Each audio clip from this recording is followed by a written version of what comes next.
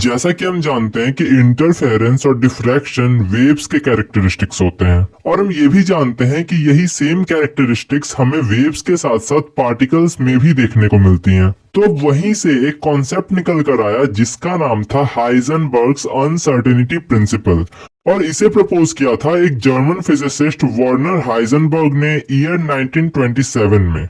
अब by the way ये होता क्या है इसे जानने से पहले आपको दो टॉपिक्स के बारे में ऑलरेडी पता होना चाहिए, जिसमें से पहला है डुअल बिहेवियर ऑफ मैटर या फिर बोल सकते हैं dual behaviour of electromagnetic wave और दूसरा है इंटरफेरेंस और डिफ्रैक्शन। तो इन दोनों के बारे में आपको ऑलरेडी पता होना चाहिए, नहीं तो आप बोलोगे कि कुछ समझ नहीं आया लेकिन अच्छा लगा। अब सबसे पहले आप एक चीज समझो कि जो इलेक्ट्रॉन्स होते हैं वो पार्टिकल्स के फॉर्म में होते हैं, बट वैसे भी चाहे ये पार्टिकल्स हो या वेव्स हो, इनके अंदर एक चीज तो होगा ही जो कि है मोमेंटम, जो कि हमने लास्ट वीडियो में पढ़ा था। और इस मोमेंटम के अलावा इसके पास एक और चीज होगा जो कि होगा इसका पोजीशन। अब पोजीशन का मतलब है कि एग्जैक्टली किस जगह पे कोई एक पर्टिकुलर इलेक्ट्रॉन एग्जिस्ट कर रहा है। तो अब ये हाइजेनबर्ग्स अनसर्टेनिटी प्रिंसिपल ये दावा करता है कि जो इलेक्ट्रॉन्स होते हैं उनका एग्जैक्ट मोमेंटम और उनका एग्जैक्ट पोजीशन दोनों को ही हम कभी भी साइमल्टेनियसली यानी कि एक साथ एक टाइम पे पता नहीं लगा सकते। मतलब कि अगर कोई भी इलेक्ट्रॉन है और हमें उसका एग्जैक्ट पोजीशन यानी कि उस मोमेंट पे वो एग्जैक्टली किस जगह पे है ये पता लगाएं, तो उस टाइम पे हम उसका एग्जैक्ट मोमेंटम पता नहीं लगा सकते। और सिमिलरली उसका मोमेंटम यानी कि वो उस मोमेंट पे किस मोमेंटम या फिर किस वेलोसिटी से ट्रेवल कर रहा है ये पता लगाएं, तो उस टाइम पे हम उसके एग्जैक्ट पोजीशन को पता नहीं लगा सकते। समझे बात को? तो चलिए अब इसी कॉन्सेप्ट को हम एक एक्सपेरिमेंट के थ्रू समझते हैं। तो इस एक्सपेरिमेंट से पहले एक चीज मैं आपको बता दूं कि इस टॉपिक में बात इलेक्ट्रॉन्स की हो रही है कि हम इलेक्ट्रॉन्स का कभी भी एग्जैक्ट पोजीशन और एग्जैक्ट मोमेंटम साइमल्टेनियसली पता नहीं लगा सकते। बट इस वाले एक्सपेरिमेंट में हम फोटोन पार्टिकल्स को यूज कर रहे हैं इलेक्ट्रॉन्स के जगह पे, क्योंकि ये जो हाइजेनबर्ग्स अनसर्टेनिटी प्रिंसिपल है ये फोटॉन्स और इलेक्ट्रॉन्स दोनों पे ही अप्लाई होता है और इन दोनों की डिफ्रैक्शन प्रॉपर्टीज भी एक दूसरे से सिमिलर होती हैं। ठीक है, तो चलिए अब एक्सपेरिमेंट देख लेते हैं। तो अब यहाँ पे सबसे पहले हम एक लेजर लाइट को लेते हैं जिसके अंदर फोटोन पार्टिकल्स होते हैं और इस लेजर बीम को हम पास कराएंगे एक स्लिट के थ्रू। तो अब जब हम इसे पास कराएंगे तो इसमें एक चीज हम नोटिस करेंगे कि जब तक उस स्लिट का साइज सेम है यानी कि जब तक इसके बीच में जो गैप है जिसके थ्रू फोटोन पार्टिकल्स पास कर रहे हैं उस गैप का जो साइज है वो फिक्स्ड है, यानी कि वो गैप ना ही बड़ा हो रहा है और ना ही छोटा हो रहा है, तब तक जो फोटोन पार्टिकल्स पास कर रहे हैं इस गैप के थ्रू उनका जो मोमेंटम है वो भी कांस्टेंट रह रहा है। तो जब तक उस स्लिट के गैप का साइज कांस्टेंट रह रहा है तब तक जो फोटोन पार्टिकल्स पास कर रहे हैं उस गैप के थ्रू उनका मोमेंटम भी कांस्टेंट रह रहा है। यानी कि इस कंडीशन में उन फोटोन पार्टिकल्स के मोमेंटम में कोई भी चेंज नहीं आ रहा है, जिसकी बदौलत हम उन मूविंग फोटोन पार्टिकल्स का जो मोमेंटम है वो इजीली डिटरमाइन कर सकते हैं। ठीक है, यहाँ तक समझ गए? तो चलो मोमेंटम डिटरमाइन करने का तो तरीका हमें पता लग गया। तो अब नेक्स्ट ये देख लेते हैं कि हम इसका एग्जैक्ट पोजीशन कैसे डिटरमाइन कर सकते हैं। तो इन फोटोन पार्टिकल्स का एग्जैक्ट पोजीशन पता लगाने के लिए हमें क्या करना होगा कि उस स्लिट के गैप का जो एरिया है जिसके थ्रू फोटोन पार्टिकल्स पास कर रहे हैं उसका एरिया हमें कम करना होगा, या फिर सिंपल भाषा में बोलूं तो उस स्लिट का जो गैप था उस गैप को और पतला करना होगा। अब आप यहाँ पर एक चीज खुद से बताओ कि जब हम उस गैप को छोटा करते जाएंगे तो क्या उसके थ्रू पास होने वाली जो लाइट बीम है वो और छोटी होगी या फिर और ज्यादा फैलेगी?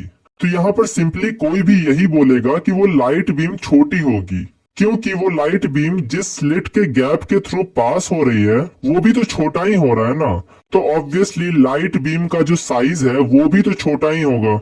राइट? रॉन्ग, उस लाइट बीम का साइज छोटा नहीं होगा।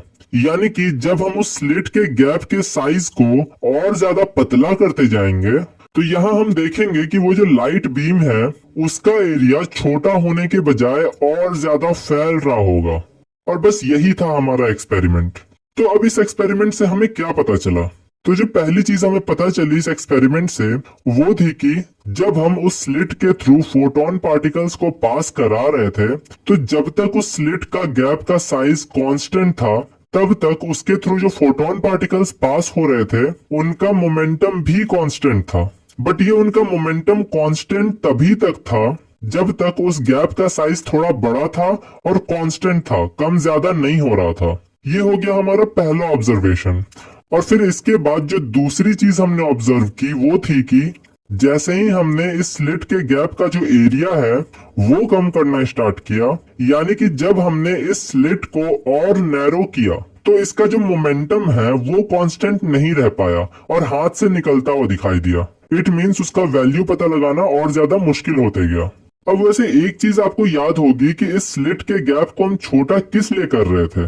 ताकि इस फोटोन पार्टिकल का हम एग्जैक्ट पोजीशन पता लगा पाए, राइट? तो अब यहाँ पर आप देख सकते हैं कि इसके फोटोन पार्टिकल का पोजीशन पता लगाते लगाते हमारे हाथ से इसका मोमेंटम निकल गया, क्योंकि जैसे जैसे हम उसके गैप को और छोटा करने लगे वैसे वैसे उन फोटोन पार्टिकल्स का मोमेंटम कांस्टेंट नहीं रह पाया और हाथ से निकलता चला गया।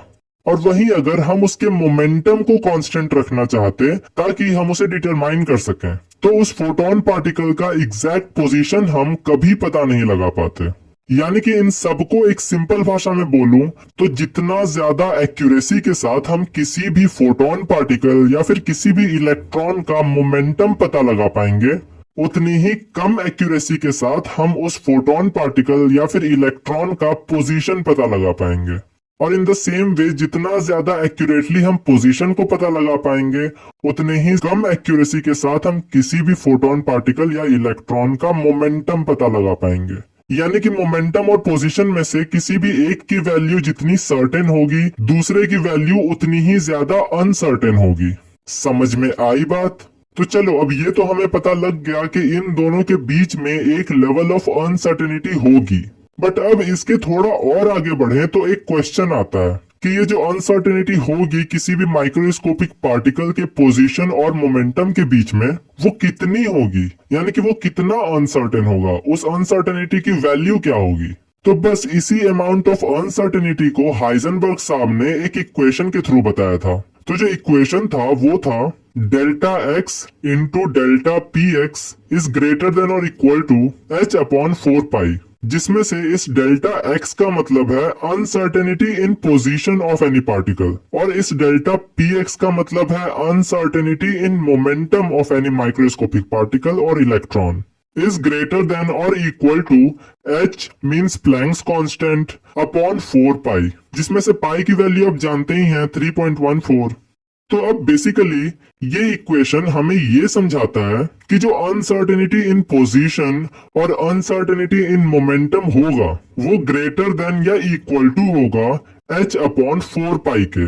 या फिर सिंपल भाषा में बोलूं तो जो पोजीशन ऑफ इलेक्ट्रॉन और जो मोमेंटम ऑफ इलेक्ट्रॉन है, और अगर इन्हें हम एक टाइम पे ही डिटरमाइन करने की कोशिश करें तो किसी एक के वैल्यू या फिर दोनों के वैल्यूज में जो अनसर्टेनिटी आएगी वो अनसर्टेनिटी या तो इस वाले वैल्यू के इक्वल होगी या फिर इस वैल्यू यानी कि h अपॉन 4 पाई से ज्यादा होगी।